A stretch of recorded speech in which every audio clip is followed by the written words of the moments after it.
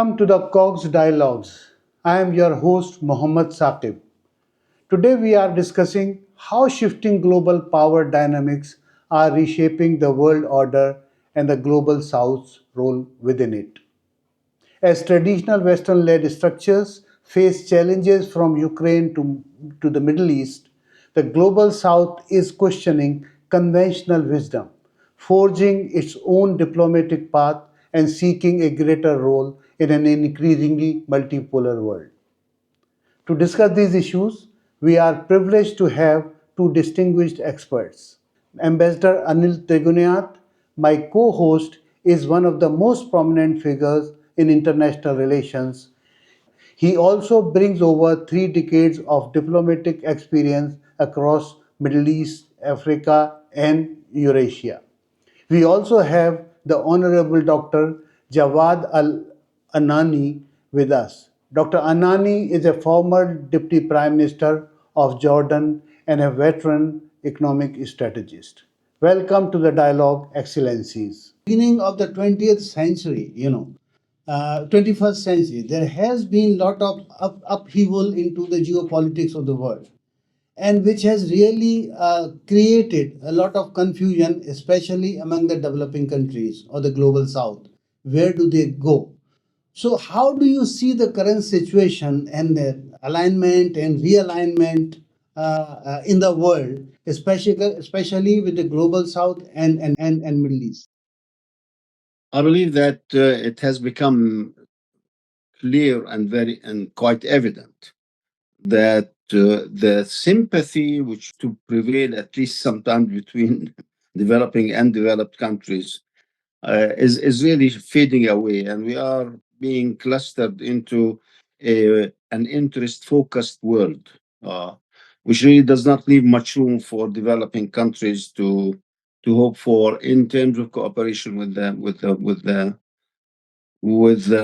developed world. Now, we also have seen a disruption of the usual relations that we got used to in the second half of the 20th century.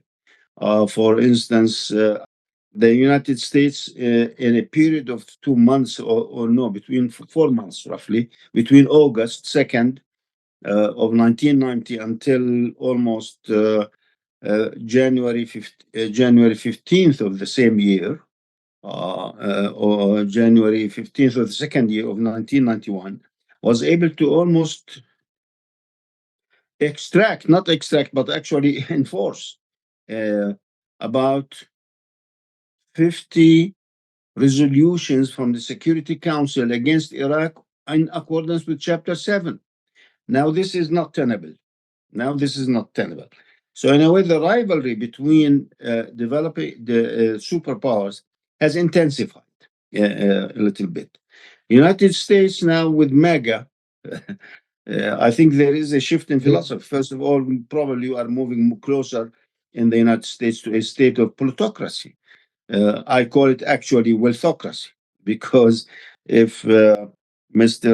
Elon Musk and Thiel and Bezos are the ones who are going to enforce the MAGA project of the United States, then they are going to dictate what other ministers should be doing. So, in a way, there is a shift. These are some of the main features of this new world that we are going to. And I really think that we need to create countervailing powers. Going back to John Kenneth Galbraith, because this state of affairs is not going to lead to anything that is very good. If the United States opts, according in the next 4 years alone, for isolation or restoring its power at the expense of whom? At the expense of other superpower countries. Now, yesterday or 2 days ago, the war in Syria. It cannot be. You cannot actually implicate that from away from the intervention of superpowers. It's not only a regional issue; it is a superpower issue between Russia and the United States. So, in a way, the world is, and in your neighborhood, new neighborhood in India.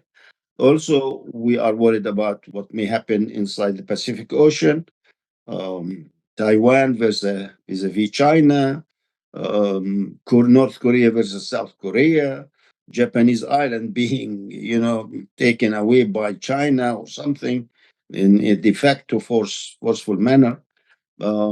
What will happen to the world? I think we are losing the basic references and tenets which we used to adopt in order to resolve our issues.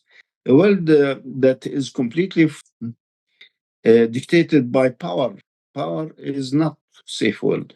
So in a way, I think we need to look at this particular issue if we are going to survive. Now we are more than 8 billion people living on this globe. That is very crowded. So Yes. So, Excellency, you are absolutely right about this the horizon that you have given about the world. Mhm. Those are the things that are at the global south today, as you rightly mentioned, since the world is going through a churn. So we are witnessing that the global south is the one which is getting the biggest beating.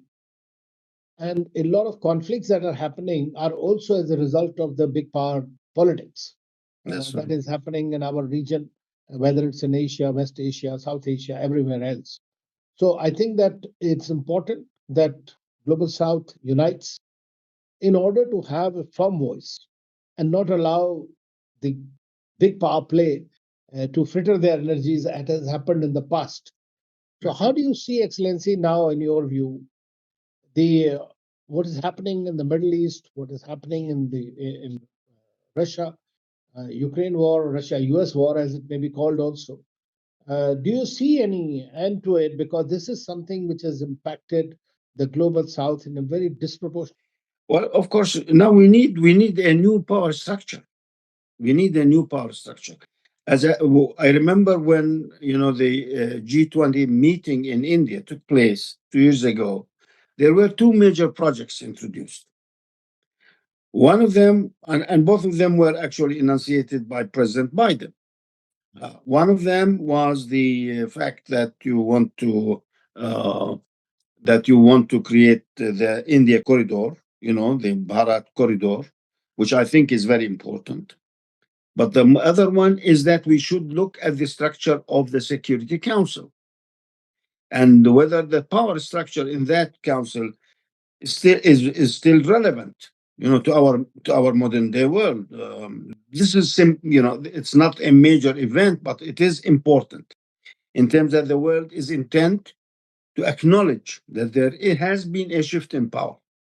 You cannot consider France and the UK, as superpowers. To be honest with you, when you have India on one side and you have probably rising Brazil in South Africa, in South America, and in many other places, so you have to really reconsider. And I believe that we need to develop these. We should have grasped those two ideas and immediately started acting on them. When I looked at the details of the, for instance, India corridor, to me as a Jordanian, to be honest with you, and looking selfishly, I thought because Jordan was specifically mentioned in the program, and it is going to be the hub of that line going into Europe. Of course, they don't mention Israel, but that's what is meant in a case. So we need a context of peace in the Middle East that would acquiesce, that would substitute this current hostile situation into a situation of cooperation. And I believe that we need to address what? Or BRICS. Can BRICS really provide a, a new platform for the world to really start working from? These are questions, we have projects there that have not yet matured enough to do the task that is needed to be done, but at the same time, they are promising. They are there. And let's try to see how we can do that. Well, I think, Excellency, you are right, absolutely. I mean, BRICS is one of the fora which has acquired a lot of traction and is seen as a platform for the global south also Yeah. going forward because they already have 9 major members and about 13 partner countries and about 2 dozen more waiting in line to join there, which is Yes. providing some kind of an alternative structure Yeah. to deal with the challenges that we are facing uh, post this disruptive World War or Cold War, or whichever way we look at it. We don't know what happens in a month or 2 months' time. But Mhm. let's hope Trump will bring about some kind of a semblance, which will be increasingly difficult for him as the outgoing administration will create the roadblocks there. And as far as India China is concerned, Excellency, our relationship has been driven by competition with cooperation between the Yes. two major powers in the region. So we'll have to deal with the bilateral issues bilaterally. Of course, Indo Pacific is another construct which is subjected to the global rivalry between the United States and China, which might be accentuated with President Trump coming into power. But Yeah. only thing I have simple one hope that since President Trump is not a warmonger per se, Mm. he may be a Yeah. bully, but not a warmonger. He said that I want to end all wars. So Yeah. that's the only hope, Excellency, we have for ending these wars. But let's see how it moves around. But do you see a shift in the way the global South countries behave now than they used to behave earlier, especially in the context of, let us say, sanctions that were imposed on Russia? We have seen that a large number of global South countries either abstained or voted against that, including the countries in the Middle East, even though they condemned the Russian action, they did not go along with the sanctions. So we are seeing some kind of an Act East policy emerging, which is also talking about the strategic autonomy, which India as a country also professes. Yes. I have strategic relations that historical between, say, countries like the Gulf states, okay, and the United States. It has been very good historical relationship based on interest and oil, okay. Now, for the new the Gulf countries are mounting an attempt to try to diversify their economies away from oil, which is supposed to be uh, rendered expendable, by 2050 or 2055, I don't know. And they are trying to sell their oil and depend on their oil in order to get rid of the dependence on it. And they want to use the cash in order to diversify their economies away from oil. Okay, now if the United States tell them boycott China, they cannot do that because China now is one of the biggest clients of the oil and gas of the Middle East. So in a way, they will say to the Americans, okay, what are you going to do about the excess oil then? India is in the same position. India is a large customer. How can I give that up if somebody tells me don't do that? What do you mean you don't deal with China, boycott China? In a way, there are new dynamics. Why? Because in Africa we are seeing similar trend. In similar trend in Africa. Africa, although there is so much focus on it by CNN at least, Voices of Africa, Music of Africa. I don't know. There are so many programs on CNN that deals with Africa, but there is an African identity that is emerging. I have seen that. For instance, I was watching how, for instance, African diplomacy has evolved with the dispute between China, between Ethiopia and Egypt over the Nile waters and Sudan. Okay, eventually now the dam has been built. So anyway, I think that countries are looking more closely at their interests. You cannot dictate what you want now because the leaders, no matter how loyal they are to their superpower friends, but they have to look inside and make sure that this is kept within the limits of maintaining their integrity with their own citizens. If they don't, if their delivery is interrupted continuously by superpower interventions, then in any way they have to say hallelujah, goodbye. We cannot continue with this modus operandi. And so in a way, the such rationality is beginning also to creep into the politics of the United States. Otherwise, I don't see why would a man who calls for isolation is elected as president in a way. So in a way, countries are looking more inward in a way, but it is an opportunity for also developing countries to look and see, take a stock of what they can do to each other. Yeah. We are seeing the news that the BRI, which was a very important project for China, they also came up with three other initiatives recently: Global Yeah. Development Initiative, Global Civilizational, and Global Security Initiative. At the same time, we are seeing that You want some water?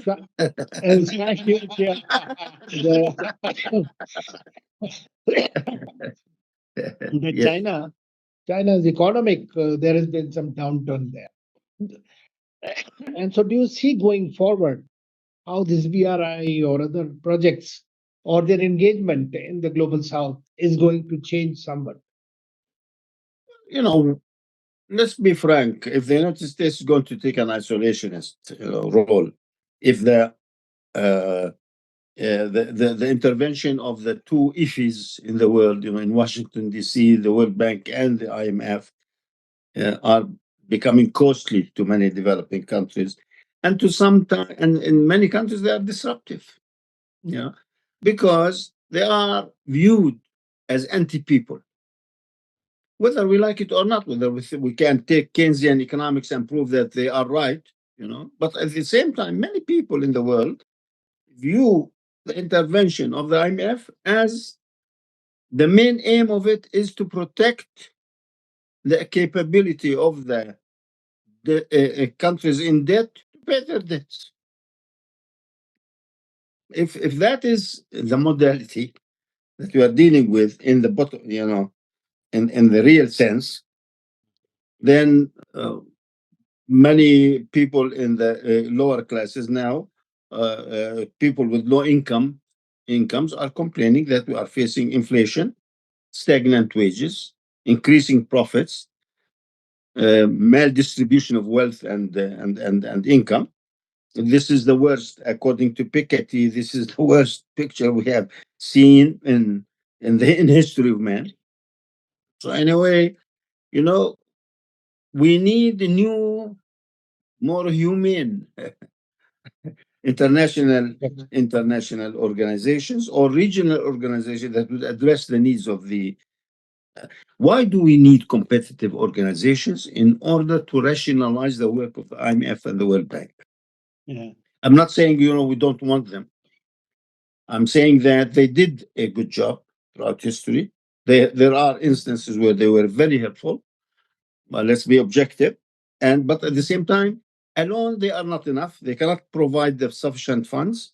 And second and thirdly, we need to create a sense to a place where the developing countries can talk, with whom they can exchange ideas.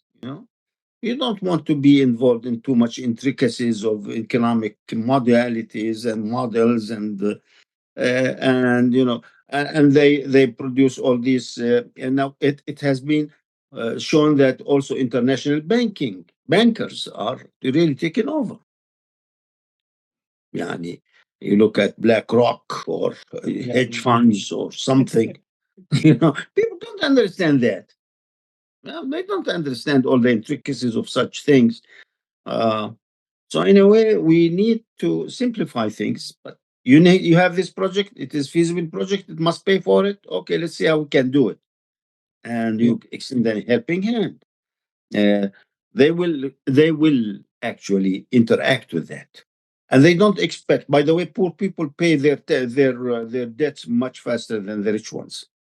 Yeah. And this is the experience I have seen in Bangladesh.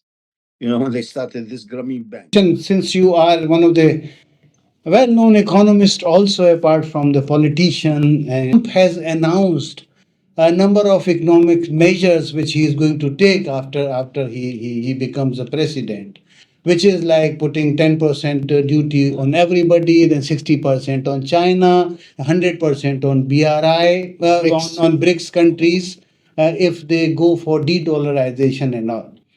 So, number one, that do you believe that he is going to do all that? The second thing is, what do you think of BRICS expansion and their effort to bring in the new currency and new system of trade settlements? And do you think it will help the global South, or it will divide global South into different blocks? That's a very good question. Now, the ideas are there, but the question is, how do you implement them? Implementation is extremely important.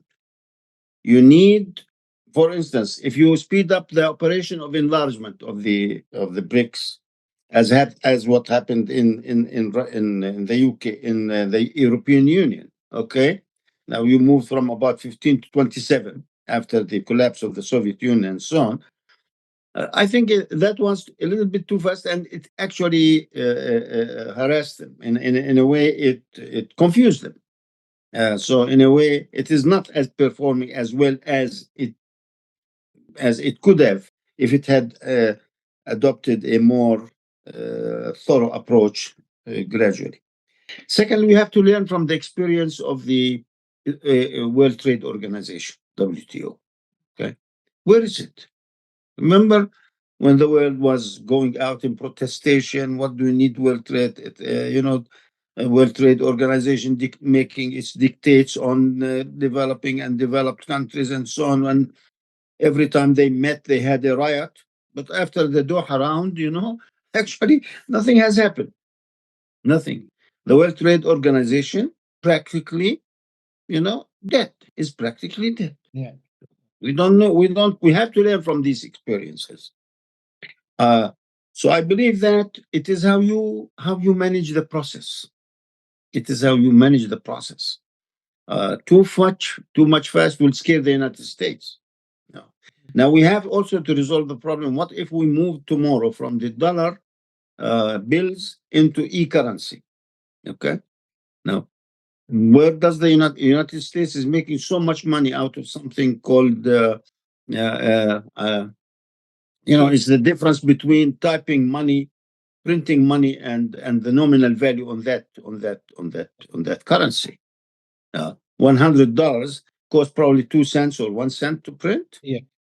Yeah, but you make 99.99 cents, $99.99 out of every one you print once you sell it, because it doesn't go back to the United States in terms of liability.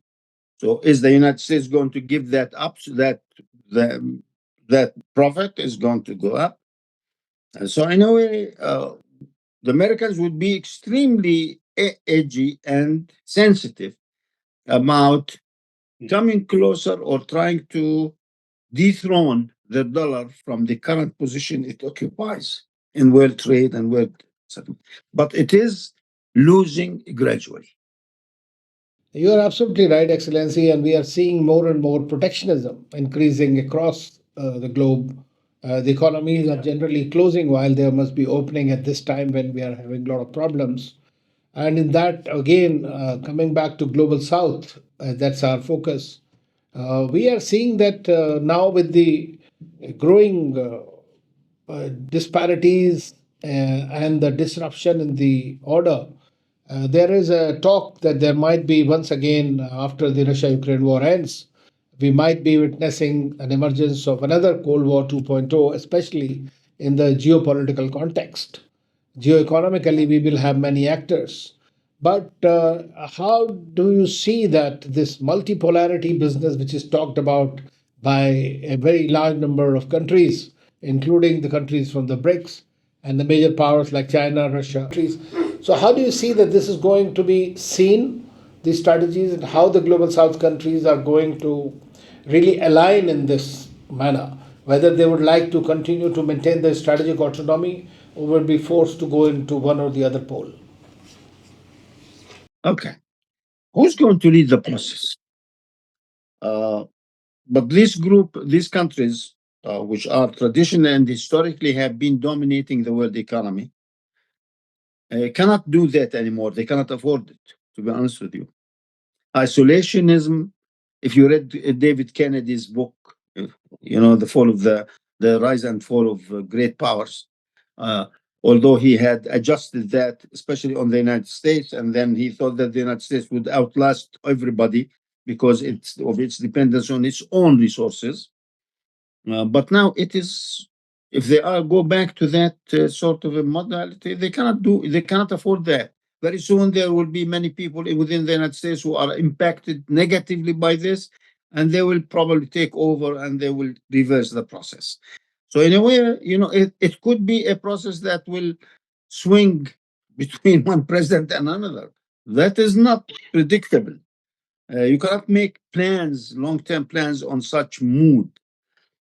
What I think is that we should really develop a modality that we can negotiate with the North, because they will not let us go free without much resistance. Yeah, but who's going to lead the process then? We need pluralism, and also multipolarity has created an opportunity for those polar countries to really talk to each other and say, okay, you bring your arguments to the table, I bring mine, and let's discuss that. They cannot get away with everything they want, not anymore. This is an opportunity. So I would say let's seize it. Let's seize it. And let us seize that opportunity, not to antagonize the West, but to rationalize our relations with them. Usual, you have brought a lot of antennas up, and I'm sure once our discussion is released, there will be a lot of commentary on this, and it will be very important. Excellency Jawad Al Anani, thank you so much. It was indeed a pleasure talking to you, and thank you very much, Thank you. Thank you. Excellency Trigunayat. Thank you. It was Thank you, Excellency. Thank you so much. It's a pleasure. Yeah, thank you. You too. Thank you, Excellency.